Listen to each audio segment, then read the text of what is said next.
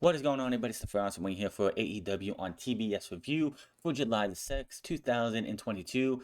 On the road to Death Before Dishonor, obviously, is coming at the end of this month. All Out will be on September 4th. There was actually a banner up in the rafters letting you know that All Out was coming this September.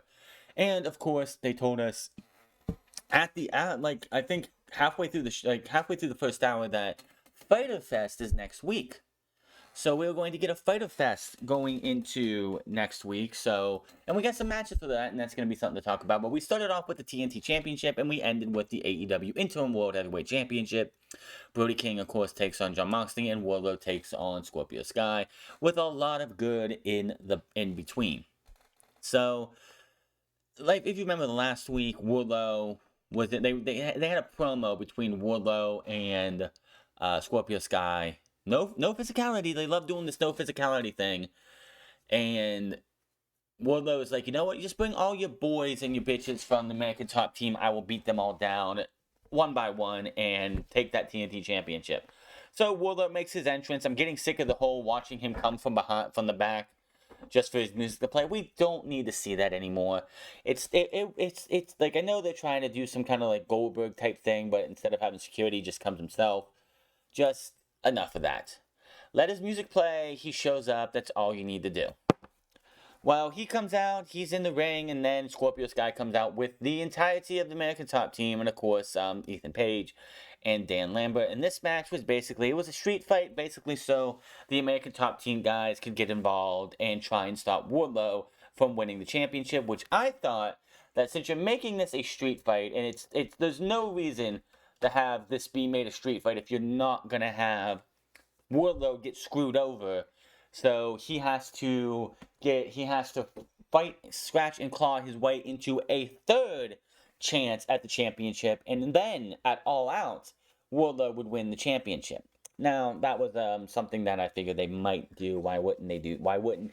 It would make sense for them to do that, but that's not what they did. Instead, we got Wardlow.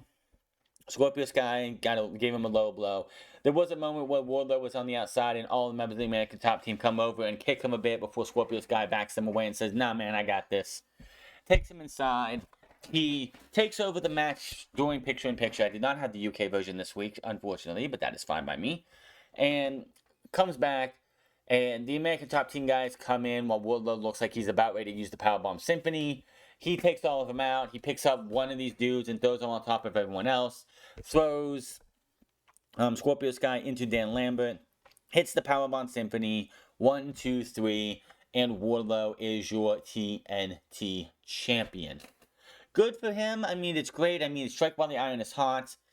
Like I said, now my thought of him winning the TNT championship, or getting screwed out of the TNT championship, and having to fight again to get it, and just overcome all these obstacles to get to Scorpio Sky, would have been probably a killer for his momentum, which is why they did not do that. I could see WWE doing something like that, where they fuck over the rising babyface, like when they had Liv Morgan cash in her Money in the Bank briefcase on Saturday. I totally could have seen them make her tap out to Ronda Rousey and fuck over the fans and piss the fans off, but they didn't do that here. They didn't do that on Saturday, but we'll see what happens with Wardlow going on further. So, good for him. Unfortunately, it looks like we're going back to the black stripe, the black strap and the red champion ribbon. They're not going to keep the Genie Lakers version, so that's what it is. Can't wait to see who gets it next. Jon Moxley is backstage. He says a lot of people are waiting for him to get caught off guard and think tonight Brody King will surprise him as they think. Moxley doesn't know the monster he's dealing with, but he thinks people have forgotten the monster that he is doing. In him. He knows King is who he's seen him in New Japan, Ring of Honor. The only question left is, does Brody have a monster-sized heart? Says the BCC ain't for everybody. Step up or get stepped on. He also mentioned that last week, Blood and Guts was like a golf outing for him. He beat Tanahashi's face in at double at Forbidden Door, and then a few days later was carving people up for fun. This is, of course, Jon Moxley. Beautiful promo. I can't even justify talking about it.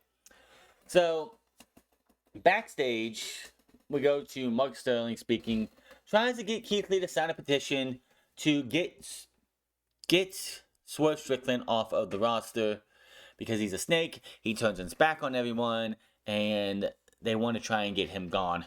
Keith Lee says they are still winning. They might have their problems, but, they're still winning. Unlike you, as he walks past Tony Nese, giving him a nice little shade.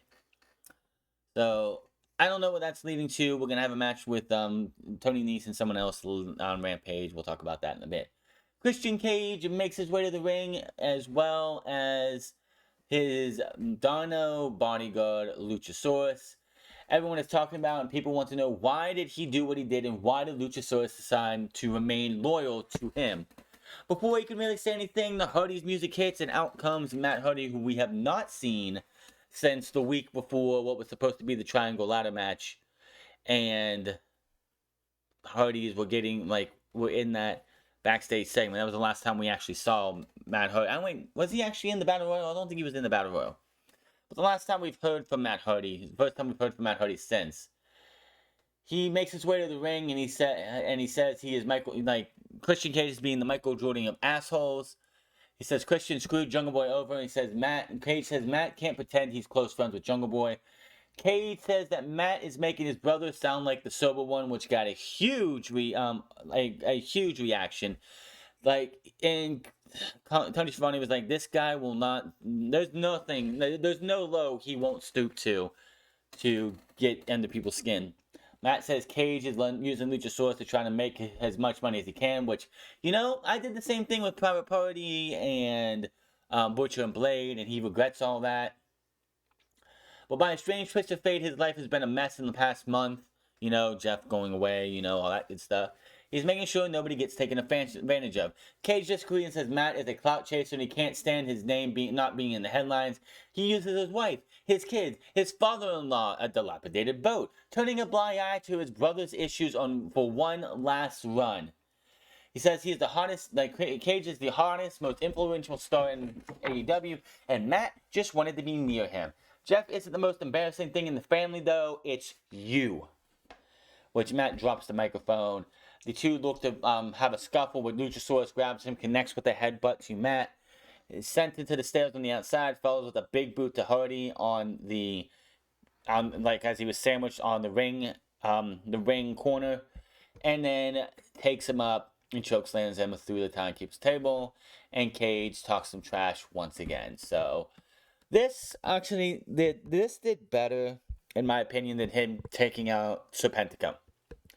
Him taking down Matt Hardy, just beating him up and destroying him, did more to solidify and make this guy feel more heelish than fighting Serpentico, who has been a joke of a wrestler, a joker, or a joke jobber for the entire time he's been around.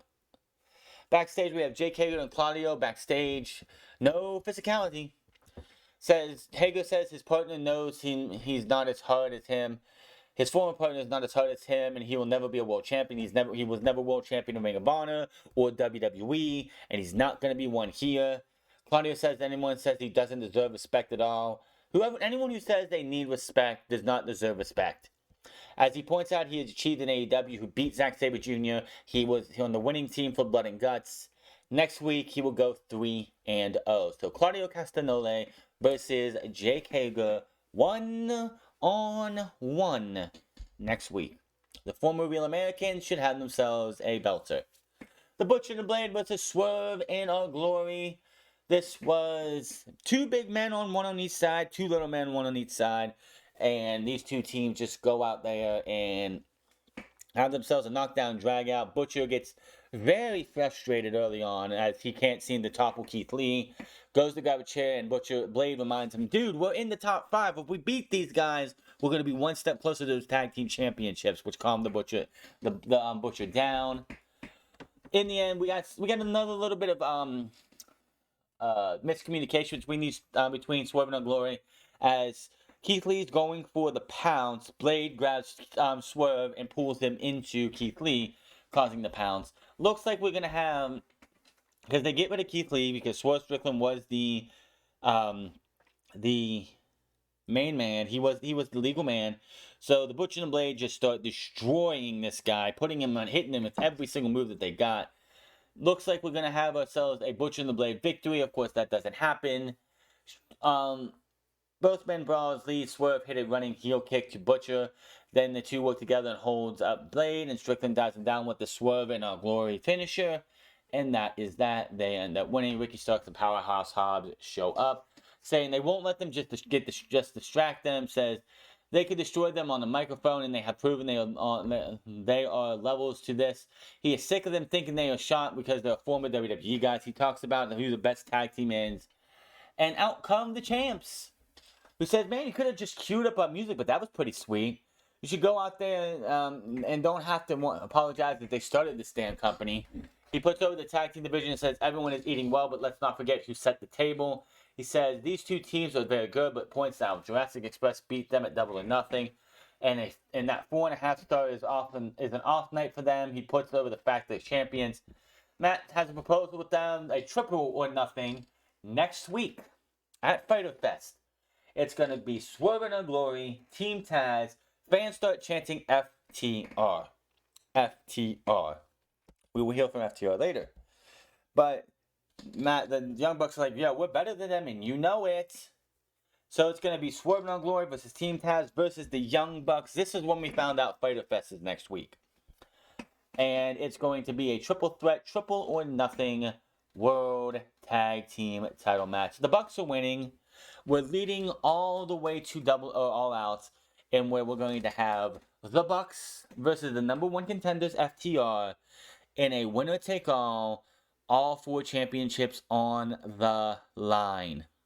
That's where that's going. Tony Schiavone is in the ring with Eddie Kingston. He starts by congratulating Wardlow, everyone who won Blood and Guts, including Claudio. But the real deal is with Chris Jericho, and he says, "You made me a liar. I didn't get to taste your blood. You didn't bleed." So he's going to make him bleed, but then Jericho appears where we hear somebody struggling in the back behind him. And then they pan the camera over, and Ruby Soho is on the side of a car with the door open. She's trying to crawl and get her bearings. Tay Conti then slams the door into Ruby Soho's arm, which this part of the segment just looks so stupid. It was like it looked like Ruby Soho was not set when the car door was slammed, and 2, she could have easily moved her arm away. It looked so dumb. Instead of having Matt Menard or one of the other guys hold Ruby Soho there, and another one have her arm be in the car holding her arm still, so Tay Conti slams the door on her. It just looked pretty bad. Commercial break, come back, and here comes the remnants of the Dark Order as we are in Rochester, New York, which is the home of the late Mr. Brody Lee. They get a huge Brody chant. E. Bruner says they have huge news, and fans are chanting for what fans are what made the Dark Order. He thanks them for, which is why the 6 of them are here to stay until somebody else's contract runs out and they're gone as well. Let's think. Since CM Punk, since everything, we've lost Colt Cabana. I guess he's going to be in Ring of Honor maybe. We lost Stu Grayson, and Alan Five Angels is now in Impact Wrestling, working a match tomorrow against Speedball Mike Bailey, which should be a banger of a match. -1 gets the microphone before he can speak. QT Marshall, and I'm like, oh god, can we not do this? I am so sick. If you've been watching AEW Dark Elevation, the main event, I swear, for like the last 6 weeks has been the Dark Order versus the Factory. The Dark Order versus the Factory. The Dark Order versus the Factory. I am sick and tired of seeing the Dark Order versus the Factory. Move this on. Asking how long are we gonna put up with this charity case? He gets it, but he ain't his. But Brody's not. But -1 is not his father. He takes after his mother. He says he didn't bring his friends, and he challenges the 10-year-old to a match. But he says, like, get in the ring so we can do this before I go into your private locker room and take all your toys and break their heads off. Out comes Hangman Page. They start beating up Marshall. He gets thrown in the ring. Everyone destroys him except for Anna Jay, who just sits there and watches. -1 says he could pin him right now, but he's going to wait till he's 19. And that was that. So, Brody Lee Jr.'s got another 6-7 years before he's going to turn 19. I think it was 10 when his father passed away. So that was 2 years ago now, 2.5 years ago. So he'll probably be 12 very soon. So, yeah. Match of the night here, Penta Oscuro versus Rush del Toro Blanco, or just Roche, which I don't know why you had to say either or, don't know, don't care. This was a banger. This was great. These two go out there straight ahead, back and forth, taking shots on each other, punches and slaps, and they head outside the ring where the contestants reverse continues. Till Penta sends Roosh across the floor, back in the ring. Roosh hits a forearm strike on Penta. Roosh then hits several lariats in the corner, which gets him in the phone. He focuses on ripping off the mask, but Penta fights out with several sling blades. Penta needs to get a new mask ASAP. He follows up with a driving over the top rope to the outside where they vault and end up brawling. Like Alexander Hernandez actually speared Jose, and they start brawling. We go to commercial break, and picture, they're still brawling. They go to the back, so it's down. So Andrade and Ray Phoenix, Ray Phoenix, of course, I guess, is apparently injured, right? I think so. I don't know. He was in civilian clothes, even though he was wearing the mask and everything, but I'm surprised he wasn't, ready to fight. Roosh once again focuses on trying to rip off the mask on his opponent, which allows him to come in several kicks to the corner. Roosh then hits a snap slam, but Penta responds by dropping Roosh down on the mat, which just gets in near fall. They continue to push each other with headbutts, which actually knocks Penta's mask off for a second. Has to quickly adjust himself, then a leaping knee strike from Rouge, which takes both men down. Rouge gets the best of the situation when they get up through stomping away on Penta in the corner, and then connects with a missile dropkick, but Penta manages to kick out. Rouge follows up with a senton from the top rope, but Penta kicks out, only to eat a big elbow strike. Despite that, Penta then counters with a thrust kick and then hits a fear factor, but Andrade, this was so dumb. Andrade puts Rouge's foot on the rope, but when he hit the fear factor, Roosh's foot was clearly under the bottom rope. All Andrade had to say was like, dude, his foot's under the bottom rope. Like, it looked bad. Just the way they did that. But as the referee gets up and is wondering, what the fuck? He's like talking, he's like asking, and of course, like this, like the referee, Phoenix and the referee are distracted by him. Roosh low blows, then steals the mask, pulls him up into a cradle. 1, 2, 3. Roosh picks up the win and has the mask again. Why do they keep going after Penta's mask?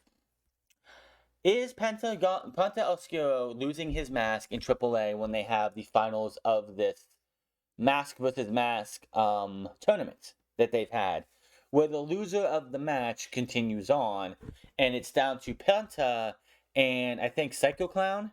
I think so. Or is it Killer? It's Psycho Clown, I'm pretty sure. Mask versus mask at their next Triple Mania show, which I don't actually know when this is going to be. Let me see here. Triple. Let me see. Yeah, let me just go Triple Mania. So yeah, they've been having this tournament for a couple shows right now, and it's pretty much the losers move on, and Penta is in the finals of this. I would say it's not October 15th. Is that when they're gonna do this mask versus mask match? I guess so. Let me see. I think I'm on the wrong one, ain't I? Hold on. Yeah, this is the wrong one. Oh, yeah. So this one's going to be October 15th, Mexico City. It's going to be Pentagon Jr. versus, I thought it was somebody else. Villain 04. I thought it was Killer Clown. Psycho Clown. I thought Psycho Clown lost that match. So it's either Penta loses his mask, or Villano 4 loses their mask. And they've been doing a whole lot of pulling the mask off of Penta a lot lately, so could there be a possibility that we're going to see come the end of October, the middle of October, when after this match happens? Because if Penta loses his mask in AAA, he's going to lose his mask completely. He will not be able to come to AEW and put the mask back on. That's just not how it works. He loses his mask, it's done. It's done. So I don't know when this is going to happen. But yeah, the Lucha versus mask match. So we'll see. But yeah, Roosh Heck of a match here. This was the match of the night, obviously. Backstage, Smoke Sterling speaks with Lawrence Cassidy about signing the paper with Danhausen and Andrew Jax as the lawyer, and leads to a match being signed for Orange Cassidy and Tony Nese on Rampage. Okay. So, the Gun Club and the Acclaim versus Ruffin It and Fuego del Sol and Bear Country. Leon Ruff and Ruffin, Bear Country and Fuego del Sol. Now, Max Caster starts his rap, but Austin Gunn takes the mic, and it's one thing you do not do in professional wrestling. You do not steal Max Caster's mic. Plain and simple. But they get in the match. We have the match here. It's pretty much just a squash match. The Gun Club and Acclaim win. After the match, the four men argue and attack. Like the Gun Club attack the Acclaim. Billy Gunn pulls his sons off. He argues with them and then turns around and lays out Max Caster. Crowd boos. Anthony Bowens is downstairs and he's like, "Scissor me, daddy ass. Scissor me." He looks like he's gonna scissor him, but hits him with the famouser. The Gun Club are all united. The Acclaimed are officially baby faces completely, even though they're tweeners depending on where they're at. So it's like, did you really need to do this whole group thing just to turn the Acclaimed full babyface? Not in my opinion, no. Video package then airs for Mero talking about Malachi back and putting him swearing he is coming for every single member of the House of Black. So Mero is on a single man mission to take down the House of Black. Oh my goodness. Now there was Marina Shafir versus Thunderstorm, Tony Storm and Thunder Rosa. This match is only happening because AEW wanted to use the name Thunderstorm as a tag team. And how could you let that opportunity pass you up? I wonder. Nothing really special about this match. Marina Shafir is still fucking awful. Thunderstorm wins with an assisted Fire Thunder Driver, Spike Fire Thunder Driver off the top rope and all that stuff. Jade Cargill, Stokely Hathaway backstage. They have an intern baddie in Layla Gray. And Jade pretty much says, if she doesn't work out, it's on you. Daniel Garcia says, you two don't scare anybody with the fake tough guy act. He says he'll have to call him the best. He will see him at Death Before Dishonor. So, okay, hold on. We'll get to the whole Death Before Dishonor here in a minute. FTR is shown backstage that they say it doesn't sit well with them, that some people don't think they're best, so they challenge the Briscoes to a rematch at Death Before Dishonor. So, officially, at Death Before Dishonor, we have Jay Lethal versus Samoa Joe for the Ring of Honor Television Championship. Wheeler Yuta versus Daniel Garcia for the Ring of Honor Pure Championship. Unofficial is Jonathan Gresham versus Brian Cage, which I'm feeling that's where we're going.